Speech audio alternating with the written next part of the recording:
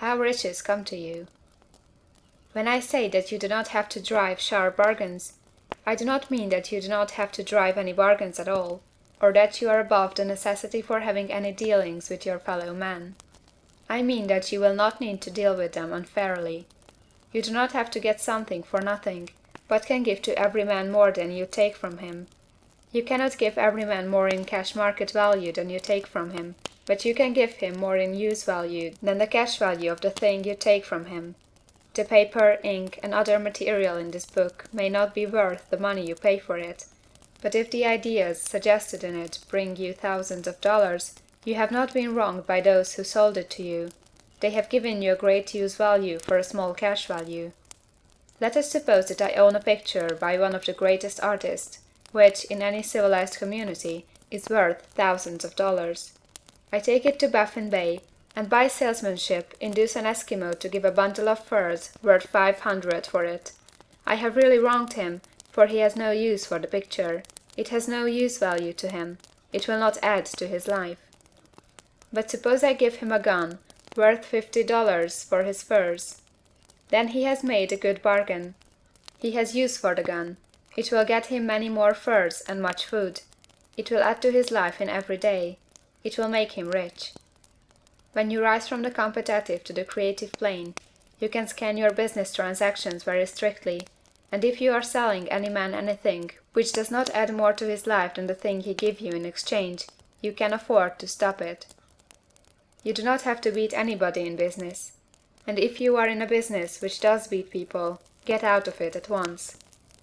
Give every man more in use value than you take from him in cash value. Then you are adding to the life of the world by every business transaction. If you have people working for you, you must take from them more cash value than you pay them in wages. But you can so organize your business that it will be filled with the principle of advancement, and so that each employee who wishes to do so may advance a little every day. You can make your business do for your employees what this book is doing for you. You can so conduct your business that it will be a sort of ladder, by which every employee who will take the trouble may climb to riches himself, and given the opportunity, if he will not do so, it is not your fault.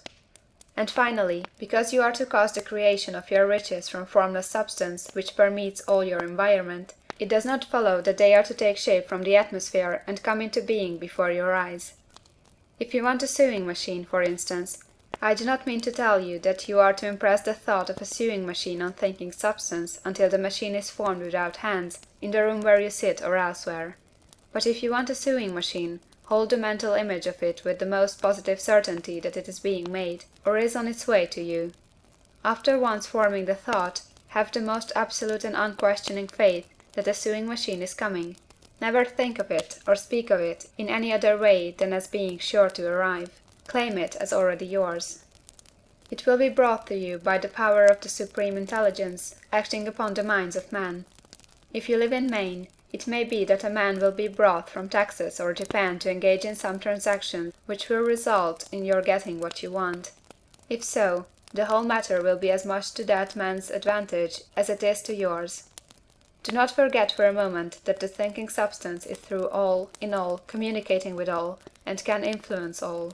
The desire of thinking substance for fuller life and better living has caused the creation of all the sewing machines already made, and it can cause the creation of millions more, and will, whenever men set it in motion by desire and faith, and by acting in a certain way. You can certainly have a sewing machine in your house, and it is just as certain that you can have any other thing or things which you want, and which you will use for the advancement of your own life and the lives of others. You need not hesitate about asking largely. It is your Father's pleasure to give you the kingdom, said Jesus. Original substance wants to live all that is possible in you, and wants you to have all that you can or will use for the living of the most abundant life. If you fix upon your consciousness the fact that the desire you feel for the possession of riches is one with the desire of omnipotence for more complete expression, your faith becomes invincible. Once I saw a little boy sitting at a piano and vainly trying to bring harmony out of the keys, and I saw that he was grieved and provoked by his inability to play real music. I asked him the cause of this vexation, and he answered, "I can feel the music in me, but I can make my hands go right. The music in him was the urge of original substance, containing all the possibilities of all life. All that there is of music was seeking expression through the child.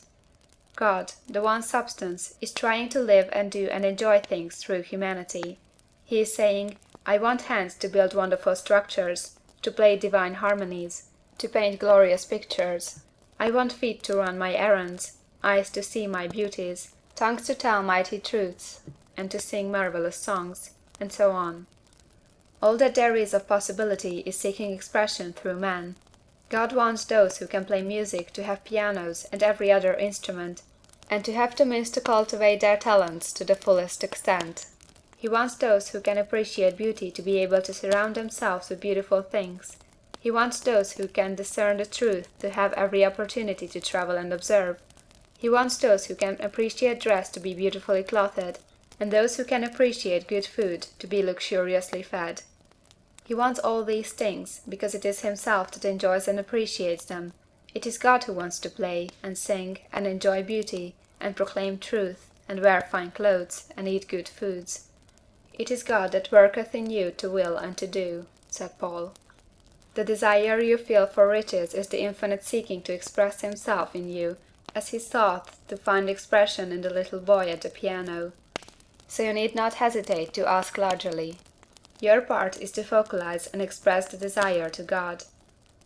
This is a difficult point with most people. They retain something of the old idea that poverty and self-sacrifice are pleasing to God. They look upon poverty as a part of the plan, a necessity of nature. They have the idea that God has finished his work, and made all that he can make, and that the majority of men must stay poor, because there is not enough to go around. They hold so much to this erroneous thought that they feel ashamed to ask for wealth. They try not to want more than a very modest competence, just enough to make them fairly comfortable.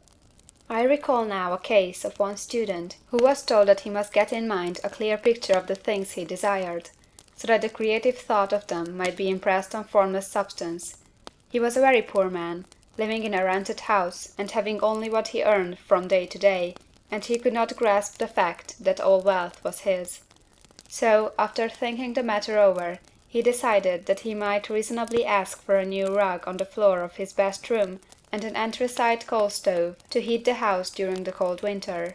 Following the instructions given in this book, he obtained these things in a few months, and then it dawned upon him that he had not asked enough. He went through the house in which he lived, and planned all the improvements he would like to make in it. He mentally added a bay window here, a room there, until it was complete in his mind as his ideal home, and then he planned its furnishings. Holding the whole picture in his mind, he began living in the certain way, and moving toward what he wanted, and he owns the house now, and is rebuilding it after the form of his mental image, and now, with still larger faith, he is going on to get greater things. It has been unto him according to his faith, and it is so with you and with all of us. End of chapter 6.